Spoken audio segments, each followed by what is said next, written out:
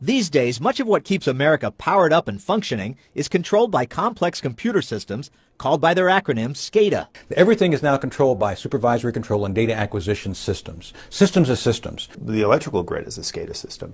The aviation system, the air traffic control system has a SCADA system. Nuclear and chemical plants, gas pipelines, dams, railroad switches. All your metropolitan transportation networks are run on a SCADA system. Tony Schaefer at the Center for Advanced Defense Studies also points out some $9 trillion a day runs through America's financial world, dependent on these SCADA systems. If you have literally the lifeblood of the economy plus the brain synapses which control your networks on this internet, you may want to think about how you protect that. The problem is, it turns out that most of these systems are controlled by civilians, and they're doing little to protect them, meaning there's a real weak link in America's defenses. It concerns all of us in the defense community that people just aren't taking this seriously. Accidents and snafus have shown if a part of the grid is knocked out, much of the rest of it goes down too. So hackers working from far away may be able to launch small cyber attacks that lead to major disaster. Well, a lot of people talk about a digital Pearl Harbor, which is where you'd go in and you have a cascading searing systems of failure. So you take down the electrical grid and everything starts to cascade from that, and essentially the whole country goes black. Imagine a scenario where a foreign power in some dark future wants to conquer America, but doesn't want to destroy its riches and resources.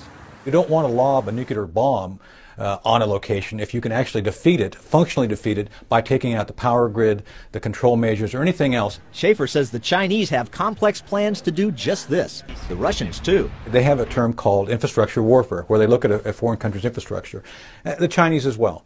The Chinese have been very good at developing doctrine based on ours. Yes, America has been testing and readying its own plans for cyber warfare, using a concept called functional defeat. There's been tests we've done, and I can't get into them because they're classified, but you can get into foreign powers infrastructure, and if you basically turn a generator, a power generator, on and off rapidly, you're going to destroy it.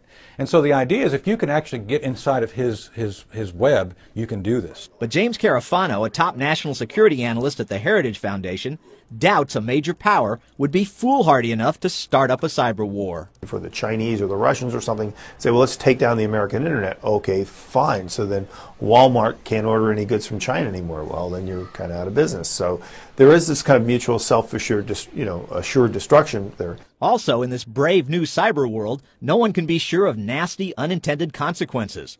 For example, Stuxnet, the first cyber attack that did real damage in the real physical world. Stuxnet, we now know, it was a malicious software that somebody did, which was specifically designed to penetrate Iranian nuclear production materials facilities. Well, that thing went global. It actually got all over the world. And I don't think the people that designed that expected that. But hackers do keep launching probing cyber attacks on SCADA systems, worrying America's defenders. The FBI revealed there were 3 small attacks on 3 cities in recent days. FBI official Michael Welch said of one of the hackers, essentially, it was an ego trip for the hacker because he had control of that city's systems, and he could dump raw sewage into the lake. He could shut down the power plant at the mall, a wide array of things. One hacker blogged about easily breaking into a South Houston SCADA system in November, writing, "This required almost no skill and could be reproduced by a 2-year-old.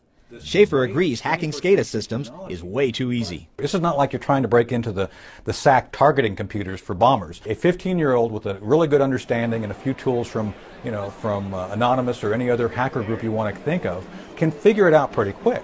So imagine how easy it would be for a superpower to launch devastating cyber attacks, especially when America's power grid will soon have more than 440 million points of entry hackers can worm into.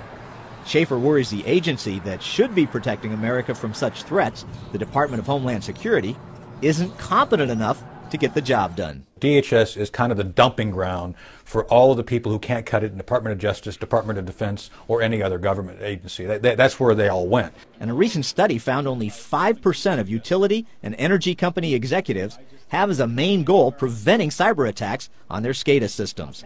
A top security advisor recently blogged, "This is bordering on criminally negligent when you are responsible for our water, power, gas, and other sensitive utilities." Paul Strand, CBN News, Washington.